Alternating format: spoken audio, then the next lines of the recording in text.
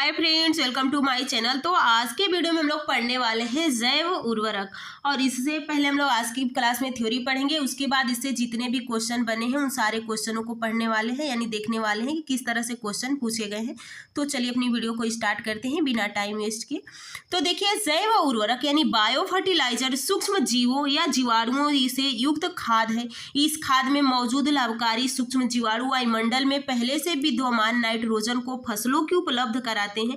ये मिट्टी में मौजूद अघुलनशील फास्फोरस को जल में घुलनशील बनाकर पौधों को उपलब्ध कराने का भी कार्य करते हैं। वैज्ञानिक प्रयोग द्वारा यह सिद्ध हो चुका है कि जैविक खाद का प्रयोग से 30 से 40 किलोग्राम नाइट्रोजन प्रति हेक्टेयर भूमि को प्राप्त हो जाती है तथा उपज 10 से 20% तक बढ़ जाती है। यहाँ पे देखिए, फास्फोबैक्टीरिया तथा माइकोराइजा नामक जैव उर्वरक के प्रयोग से खेत में फास्फोरस की उपलब्धता में 20 से 30% की बढ़ोतरी होती है। जैविक खाद के प्रयोग से पर्यावरण सुरक्षित रहता है। इससे फसलों में मृदा जन्य रोग नहीं होते हैं तथा खेत में लाभकारी सूक्ष्म जीव की संख्या बढ़ती है। अध्ययन की सुविधा हेतु जैव उर्वरक को निम्नलिखित 4 भागों में बांटा जा सकता है। नाइट्रोजन स्थिरीकरण करने वाले जैव उर्वरक, तो ये जरूर याद कर लीजिएगा इसके एग्जाम्पल। तो देखिए, राइजोबियम, एजिटोबैक्टीरिया, यहाँ पे देखिए एजोस्पिरिलियम,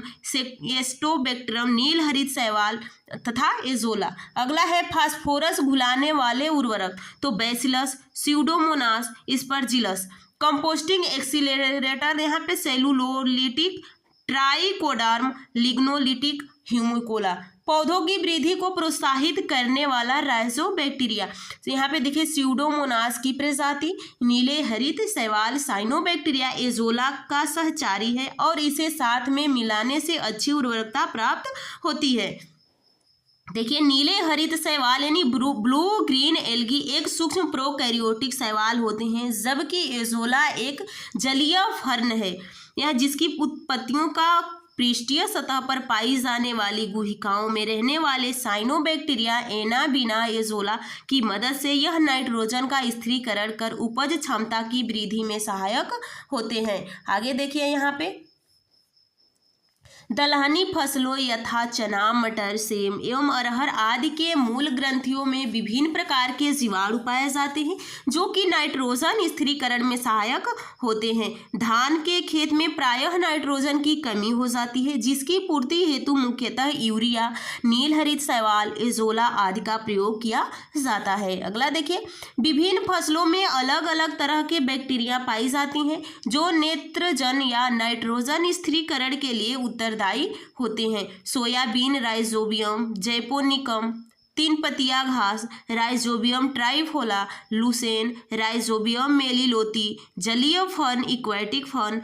एनाबिना, गुनेरा माइक्रोफाइला, नास्टॉक मास्कोरो।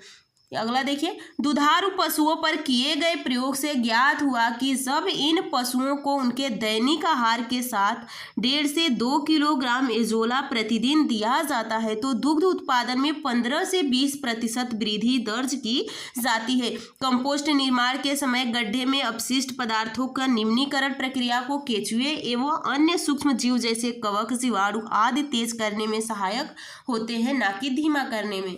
देखिए, निम्नीकरण एक होता है निम्नीकरण और एक होता है अनिम्नीकरण। निम्नीकरण में हम बार बार उसको बना सकते हैं, प्रयोग कर सकते हैं, लेकिन अनिम्नीकरण में अगर एक बार समाप्त हो गया तो हम दोबारा उसे नहीं बना सकते, जैसे कि पेट्रोल हो गया, डीजल हो गया, ये सब अनिम्नीकरण है। तो कल की वीडियो में हम लोग इससे जितने क्वेश्चन बने हैं उन क्वेश्चनों पर डिस्कशन करने वाले हैं। तो आज की वीडियो यहीं पे